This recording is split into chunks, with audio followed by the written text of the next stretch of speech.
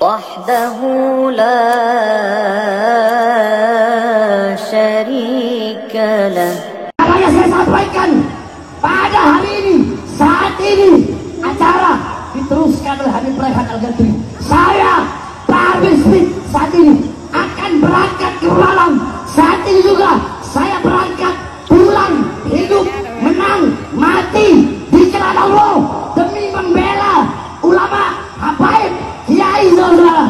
Mengeluarkan darah dibayar darah betul. Darah dibayar darah betul. Darah dibayar darah betul.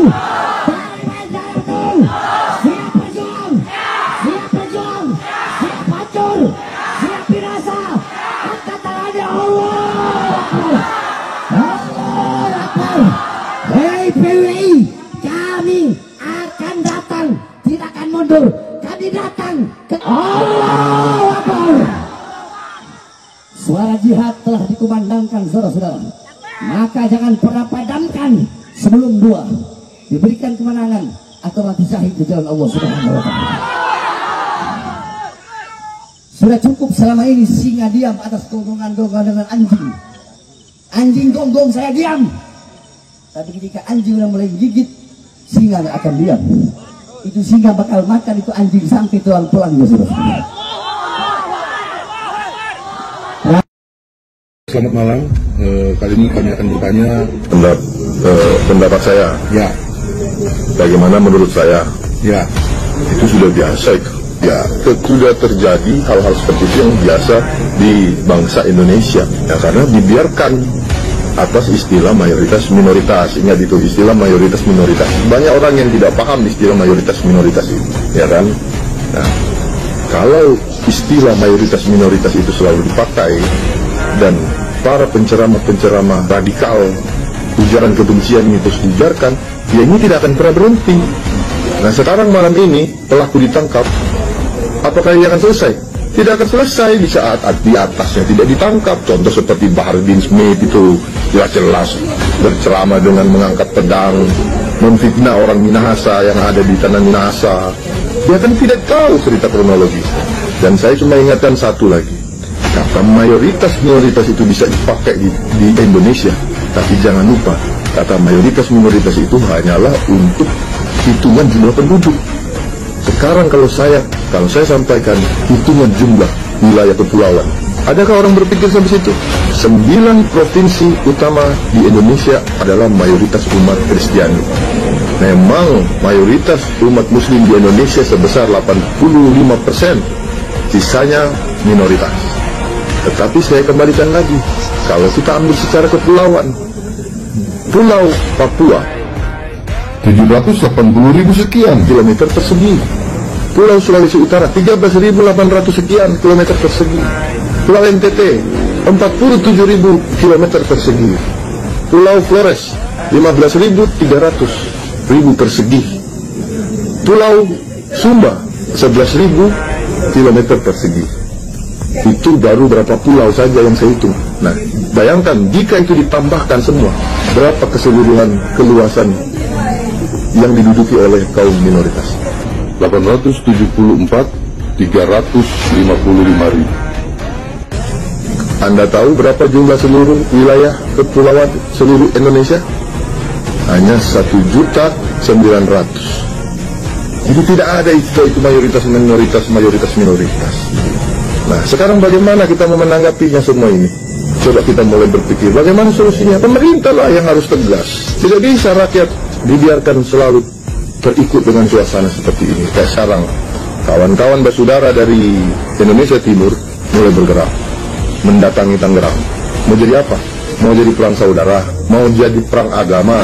Saya mau pesan sama bersaudara yang ada di Jakarta, jangan terpancing. Kalian kalau sampai terikut perang saudara, rugi, tidak ada hasilnya apa-apa. Karena tidak ada pahlawan dalam perang saudara. Sudah terbukti, kasus Poso, kasus Ambon, siapa yang dilihat pahlawan? Tidak ada, ya kan? Korbannya ada, di BCS, di Poso. Apakah harus terulang lagi seperti itu? Jadi saran saya untuk pemerintah, kita kan punya badan-badan lembaga yang sangat besar. Kenapa ini selalu dibiarkan? yang ditangkap yang di bawah, itu yang ditangkap. Tetapi di atas ini penceramah-penceramah radikal dan penceramah-penceramah pengujaran kebencian terus dibiarkan. Bahkan saya lihat penuh dengan kemewahan. Contohnya Habib Bahar bin Smith memamerkan kemewahannya. Contohnya Ustadz Abdul Somad memamerkan Harley Davidson-nya dengan klubnya lagi. Itu logika yang kita harus pakai. Jadi kita harus mengambil pemikiran antara kata mayoritas minoritas itu hanya sebagai jumlah penduduk, tetapi jumlah wilayah itu belum kita tambah dengan Batak dengan Kalimantan.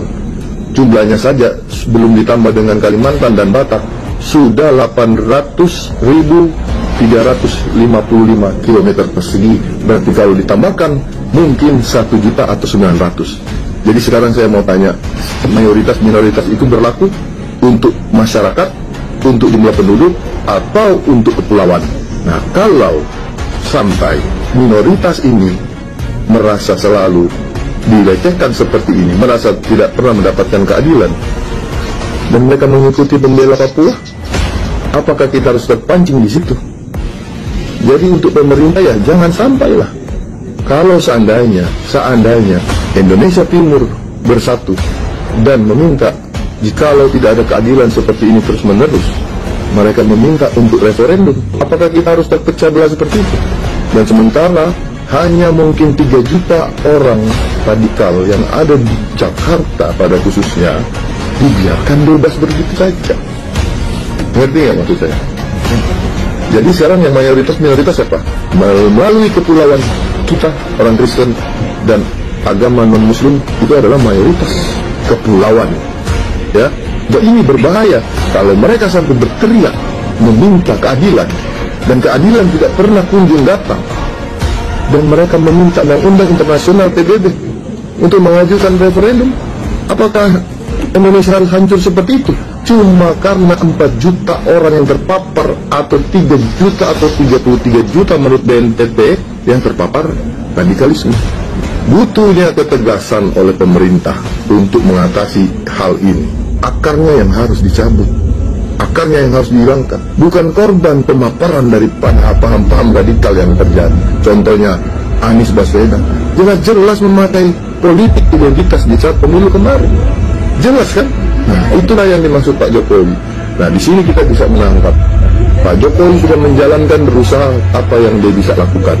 Kita berharap Pak Prabowo nanti di bulan Oktober setelah dilantik, beliau dapat menindak sesuai dengan untuk keutuhan NKRI yang sesungguhnya. Jadi kembali ke kesimpulan, kita boleh minoritas di jumlah penduduk, tetapi pemerintah jangan pernah lupa kita bagian mayoritas di jumlah kepulauan, dan itu wilayah kepulauan negara Republik Indonesia yang jumlahnya seluruh wilayah kepulauan Republik Indonesia sebesar 1.900.000 sekian. Sedangkan hanya daripada Pulau Papua, Sulawesi Utara, NTT, Flores, dan Sumba itu jumlahnya sudah 874.000 sekian. Belum tambah Bali, belum tambah Batak, belum tambah Kalimantan. Berarti total kita ini adalah 1 juta kilometer persegi untuk mayoritas di Indonesia. Kita bisa pakai cara intelektual. Indonesia Timur bisa bersatu di sana. Indonesia Timur bisa mengangkat suara bersatu untuk keadilan secara intelektual. Tidak perlu sampai terpancing dalam perang agama, apalagi perang saudara, karena kita sama-sama Indonesia. Untuk jumlah penduduk kita memang minoritas, tetapi jangan lupa untuk jumlah kepulauan, luas kepulauan, kita adalah mayoritas. Dan saudara yang ada di Tangerang sana, yang ada di kota Jakarta, jangan terpancing, serahkan semua kepada kepolisian yang untuk menjalankan hukum yang ada di negara ini. Tugas kita tetap bersatu dan menuntut keadilan, mencari keadilan untuk lebih baik lagi Indonesia, agar tidak terdapat lagi hal-hal yang seperti ini. Jadi belajarlah Pancasila di Indonesia Timur, karena di Jakarta sana, khususnya di ibu kota, khususnya di daerah Jawa Barat, pemaparan radikal ini sudah sangat sistematis dan masif. Ada lagi yang menganggap? Saya rasa sudah cukup. Terima kasih untuk tanggapan dari Panglima Besar Mangunkusumo Makasio atas kejadian-kejadian yang terjadi di NKRI ini. Terima kasih dan selamat malam.